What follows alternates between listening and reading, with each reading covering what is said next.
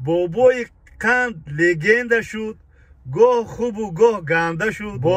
با جانان موافق گردید. بر بابا جان پدر شد. بابا جان 88 شد. اوتای لنگری شد. السلام علیکم و رحمت الله و برکاته.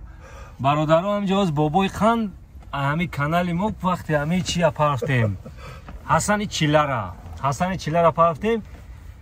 یک بچه کدمی کامنتر نوشته به حد بابای قند حقی خوش اومد. چی گفتنی بابای قمر همون بچه؟ زنده باشه شیرونال، خدا نگهبانتون باشه. همه وقت بلنگ همه وقت حق بالا میبره، حق به حقدار داده میشه.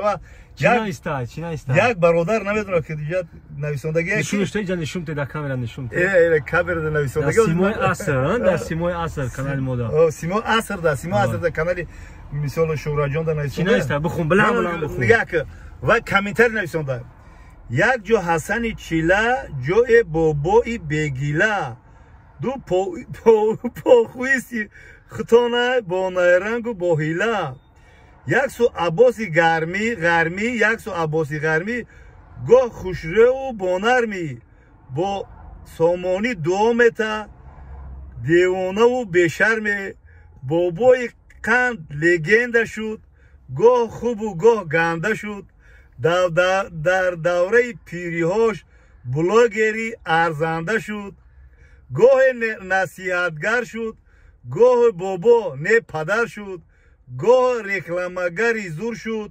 فیلسوفی مشهور شد بابا هم عاشق گردید عاشقی صادق گردید دنیور در خیالش چون جفتی با مناسب با جانان موافق گردید با جانان موافق گردید بابای قند ولی شد بابای گلی شد بر بابا جان پدر شد. بابا جان 88 بابا جان پدر شد. بر بابا جان پدر شد. اوتای لنگری شد. هر قدر که بد گوییم نه که بی عدد گوییم بابا آدمی خوب است ما 100% میگوییم. چی گفتنی برای همین انسان؟ زنده باشه شیرونر.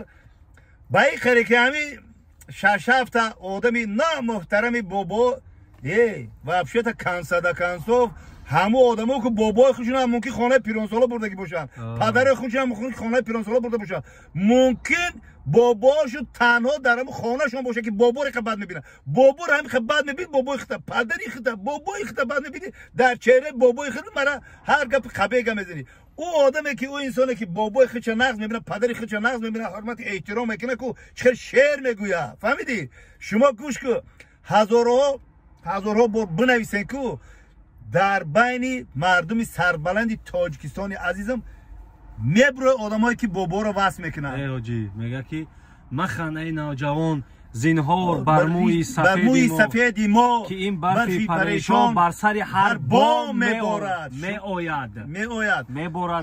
نورم گوش کنین شما را کو اولا کو خداوند هدایتتون کنه خداوند شما را به سین و سال بابا برسونتون فهمیدی بابا وقتی که شما به سین سال ما میرسین بعد به قدر بابا بعد میرسین.